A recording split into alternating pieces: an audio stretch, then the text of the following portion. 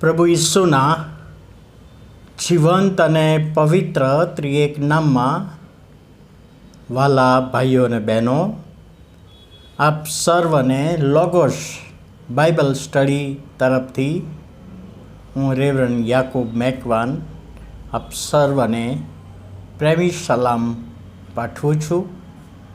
અને આજનો દિવસ 4 ઓક્ટોબર 2024 અને શુક્રવારનો આ નવો દિવસ આપણા જીવનોમાં પ્રભુએ બતાવ્યો, માટે આપણે પ્રભુનો ખૂબ આભાર માનીએ છીએ. હવે ગીતશાસ્ત્ર તેનો 77મો અધ્યાય અને 20મી કલમ. ગીતશાસ્ત્ર 77મો અધ્યાય 77મું ગીત અને 20મી કલમ. ત્યાં લખે છે, આશાપ તે મૂસા તથા હારૂનની મારફતે પોતાના લોકોને ઘેટાના ટોળાની પેઠે દોર્યા. ગઈકાલે આપણે આ ગીતમાંથી 77મો અધ્યાયને 11મી કલમમાં જોયું હતું કે આશાપ કહે છે, હું યહોવાના કૃત્યોનું સ્મરણ કરીશ અને પુરાતન કાળના ચમત્કારોનું વર્ણન સંભાળીશ, યાદ કરીશ. એણે બધું યાદ કર્યું. શું યાદ કર્યું? કે રાત્રે ઇસ્રાયેલી પ્રજાને મિસર દેશમાંથી કાઢ્યા અને પ્રથમ જનિતનું જે મરણ થયું અને એમાં ઇસ્રાયેલી પ્રજાના કુટુંબોમાં કોઈનું મરણ ના થયું અને બચાવ કર્યો. આગળ જતાં જ્યારે મિસરમાંથી એ લોકો નીકળ્યા છે અને ફારૂન રાજાએ સૈન્ય મોકલ્યું અને સૈન્ય જ્યારે આવ્યું ત્યારે આગળ સમુદ્ર હતો, બાજુમાં પર્વત હતો અને પાછળ આ સૈન્ય હતું. ક્યાં જવું?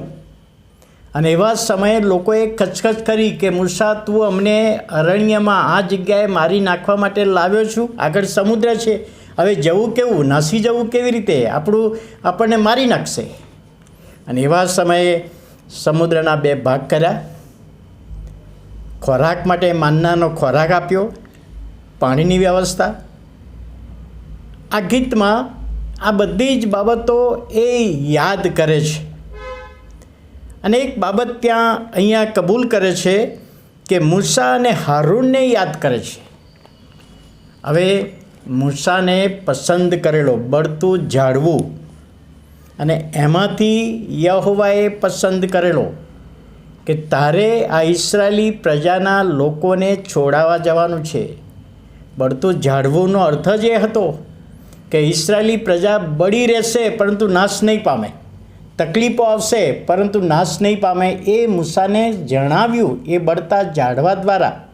અને ત્યારે મૂસાને પસંદ કરવા, જો કે મૂસાએ બાના કાઢ્યા એ પણ આપણે જાણીએ છીએ, પણ છેવટે તો મૂસાને પસંદ કરવામાં આવ્યો. અને બાઇબલ કહે છે 6 લાખ પાયદળ લોકો એમની આગેવાની મૂસાને સોંપી. અને મૂસાની પાસે હતું શું? ખાલી એક લાકડી જ, જૂની પુરાણી લાકડી જ હતી. પરંતુ અહીં આગળ આપણે જોઈએ છીએ કે આશાપ યાદ કરે છે મૂસા અને એના ભાઈ હારૂનને.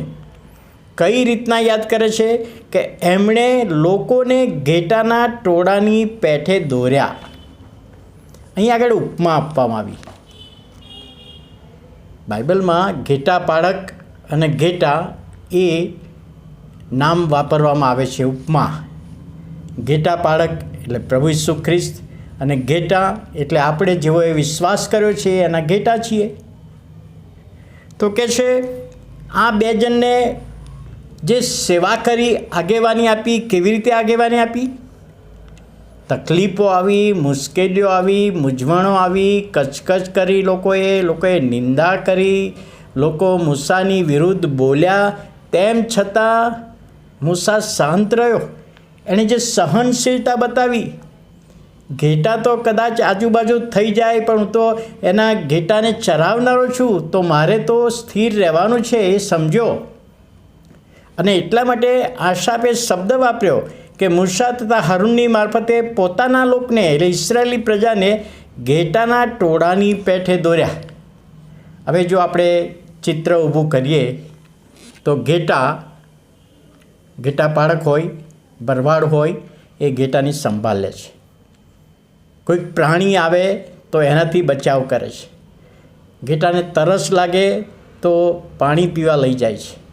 એક નાની સોટી રાખે છે, લાકડીથી રક્ષણ કરવાનું, સોટીથી શિક્ષા કરવાની, આડું જાય તો એ પણ એક બાબત છે. અને અહીં આગળ મૂસાના માટે કહે છે, મૂસાએ ઇસ્રાયેલી પ્રજાની કાળજી લીધી. હવે આ જ શબ્દ આપણે જો પિત્તર પણ એના પત્રમાં લખે છે, પ્રભુ ઈસુ માટે મુખ્ય ઘેટા પાળક પ્રગટ થશે એવું લખ્યું છે. તો મુખ્ય ઘેટા પાળક એટલે પ્રભુ ઈસુ ખ્રિસ્ત. અને બીજી રીતે જોઈએ તો ત્રીજો એનો અર્થ એ થાય છે, ઘેટા પાળક એટલે આજે જેઓને મંડળીની જવાબદારી, પાળકો, સેવકો, સેવિકાઓની જવાબદારી એ ઘેટા પાળક છે. એમણે ઘેટાનું રક્ષણ કરવાનું છે, માવજત કરવાની છે, સંભાળ લેવાની છે. એ પણ અહીંયા આપણને એનો અર્થ જોવા મળે છે. તે મૂસા તથા હારૂનની મારફતે પોતાના લોકોને ઘેટાના ટોળાની પેઠે દોર્યા.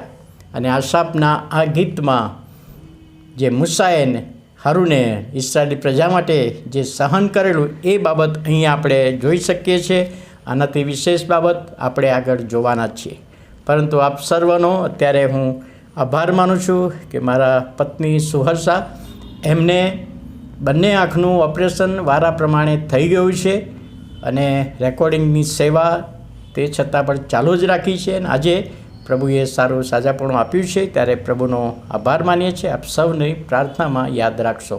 આવો આપણે પ્રાર્થના કરીએ. વાલા પ્રભુ, અમે તમારો આભાર માનીએ છીએ આજના નવા દિવસની ભેટને માટે, અને જે વચન તમે અમને સમજાવ્યું છે, વચન સમજવામાં આત્માની દોરવણી આપો, સહાય પૂરી પાડો. ઈસુ અમારા પ્રભુના જીવંત નામમાં સાંભળો અને માન્ય કરો. આમેન.